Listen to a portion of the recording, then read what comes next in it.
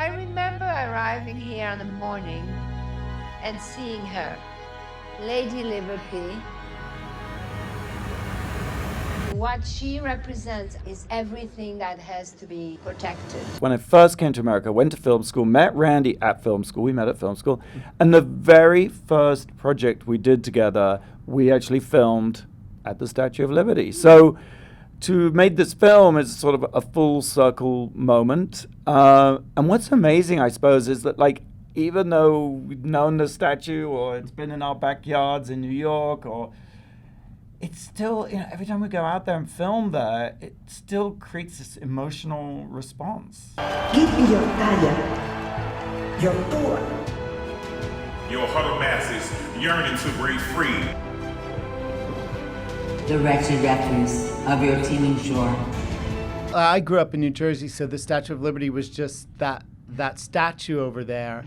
I knew it, and it was this thing I was familiar with, like I was familiar with the moon or the sun. It was something that I was overly familiar with, but had no idea, or very little idea, of her story, of the value of her story. I think in making the documentary, she took us by surprise, and I think that there were so many surprising things we learned about her.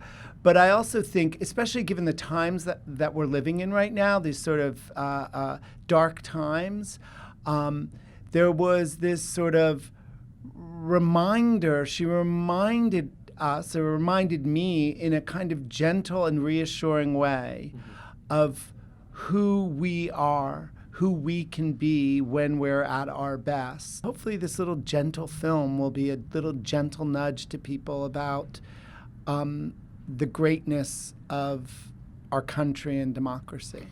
I mean, you know the poem that's, the new Colossus, bring me your targe, your poor, your huddled masses yearning to breathe free. There's another line in the poem, from her beaconed hand glows worldwide welcome. And that line is such the antithesis of everything that's happening now. The statue is about welcoming people, bringing people in, no matter how rich, how poor, welcome, as opposed to building walls to keep people out.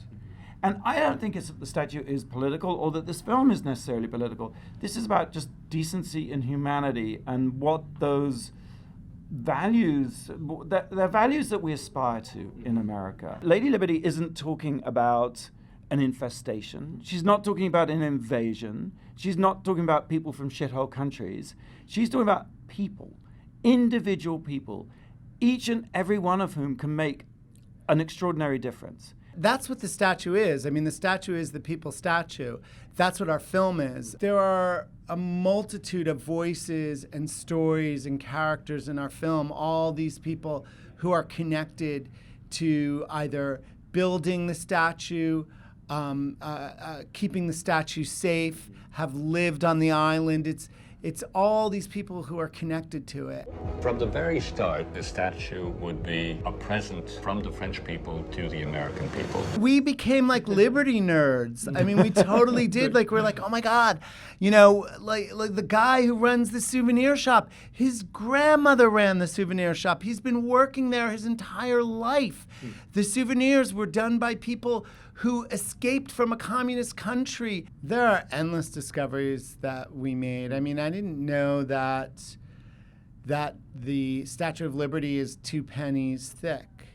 That makes no sense. That's like mind-boggling, that big thing. I didn't know that Gustave Eiffel did the infrastructure. I didn't, and that his infrastructure of the Statue of Liberty actually inspired the building of the Eiffel Tower. I didn't know that when they shipped the statue from Paris to New York, that it got lost at sea for how many? 12 days, I think. Like, Liberty was lost for like 12 days.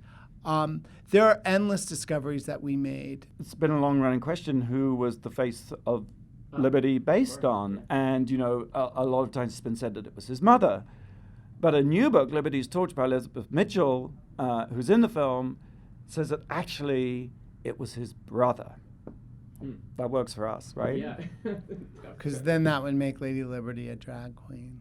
Here at our sea-washed Sunset Gate shall stand a mighty woman with a torch, whose flame is the imprisoned lightning, and her name, Mother of Exiles. What's happening in this current situation is that anything that isn't white or male or heterosexual is seen as fair game to be discriminated against, whether it's gay people, transgender people, people of color, you know.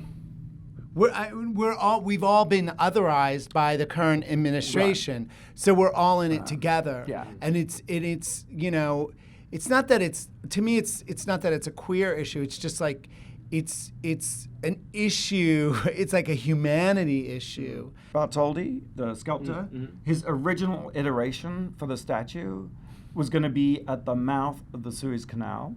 It was originally called Egypt Bringing the Light to Asia. And that giant woman was a Muslim peasant woman. That's the original iteration. So take that. Muslim travel ban. The statue is still there. The statue is there and will remain there. And I think it's like this rallying point for everybody and a reminder that everybody counts and everybody individually can make a difference. And that this will pass. This. People from all over the world are coming here and they want to see her.